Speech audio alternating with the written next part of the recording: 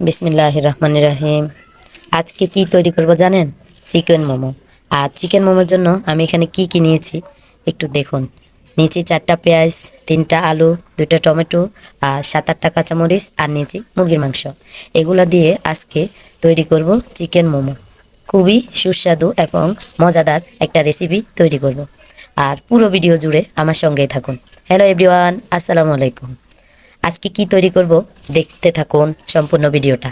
আর এবং গোপন কিছু টিপস থাকবে, ওইগুলো আপনারা যদি অনুসরণ করেন তাহলে আপনাদের কাছে খেতে খুব ভালো লাগবে এবং মজাদার লাগবে। দেখতে থাকুন সম্পূর্ণ ভিডিওটা। এদিক দিয়ে মুরগির মাংসগুলো ধুয়ে একদম ছোট ছোট করে পিস করে নিছি।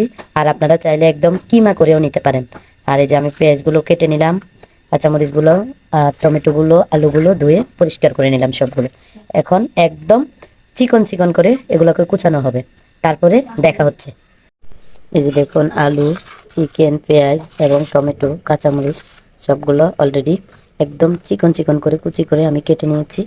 এখন এগুলোকে এক এক করে চিকেন মোমোর ভিতরে দেওয়ার জন্য পুরো আমি তৈরি করব, মানে মশলাটা আমি রেডি করব। এখন চলে যাব চুলা।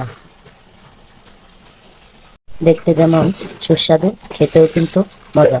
আশা করি চিকেন মোমোর পুরো রেসিপিটা আপনারা দেখতে থাকুন। চুলায় বসিয়ে দিলাম একটা কড়াই, এরপর দিয়ে দিচ্ছি তেল।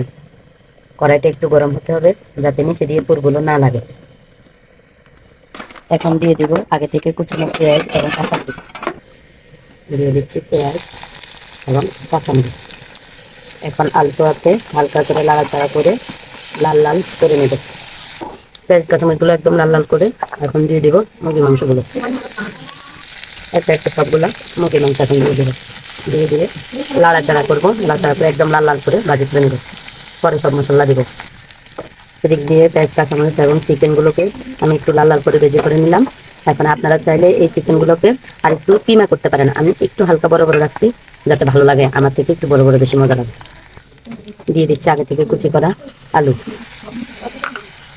দিয়ে দিচ্ছি লবণ এবং দিয়ে দিচ্ছি হালকা কিছু মরিচ, কাঁচামরিচ আমি দিয়েছি। এখন দিয়ে দিচ্ছি হালকা হলুদের গুঁড়ো, কারণ আমাদের পাবলিকগুলো হলুদের গুঁড়া ছাড়া খাবে না, তাই। আর একটু দিয়ে দিচ্ছি জিরা, সবগুলো একদম গরম মশলা সবগুলো একসাথে মিক্স করে পাউডার করেছে, সবগুলো একসাথে দিয়ে দিচ্ছি। গুলাকে এখন সবগুলো একসাথে মিক্সড করে নেব। দেখা হচ্ছে একদম পুরোপুর রেডি হওয়ার পরে। দিয়ে দিচ্ছি এই যে শস্য বাটা। সবাই মশলা অনেক কম খায়, আবার অনেক অনেক বেশি খায়, কিন্তু আমরা মশলা একটু বেশি খাই, তাই আমরা সব ধরনের মশলা দিয়ে দিচ্ছি। এখন দিয়ে দেব রসুন বাটা। আমি প্রথমে কিন্তু বলেছি সবাই কিন্তু সব রকমের মশলা মোমোতে খায় না, আমরা খাই তাই আমরা দিতেছি। আপনি যেভাবে খান আপনি ওইভাবে তৈরি করতে পারেন, চাইলে স্কিপও করতে পারেন। এই যে রেডি হয়ে গেল চিকেন মোমোর পুর। এখন তৈরি করে নিব। চিকেন মোমো তৈরি করার জন্য ময়দা নিয়ে নিলাম, এখানে স্বাদ মতো দিয়ে দিচ্ছি লবণ। এরপরে এখন দিয়ে দিচ্ছি হালকা করে একটুখানি। এখন এগুলো ভালো করে হালকা আলতো সুন্দর করে মাখিয়ে নেব। এরপরে অল্প একটু করে পানি দিয়ে দেব। তেল যতটুকু পরিমাণ আপনার প্রয়োজন আপনি ততটুকু দেবেন, আমরা একটু বেশি করে দেব কারণ একটু ভালো লাগার জন্য।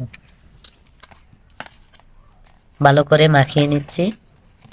এখন দিয়ে দিচ্ছি পরিমাণ মতো পানি।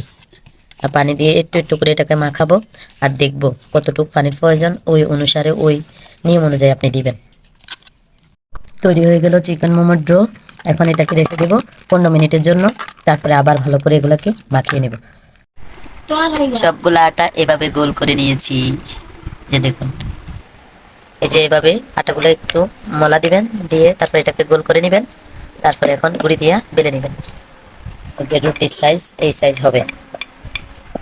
তৈরি হয়ে গেল চিকেন মোমো।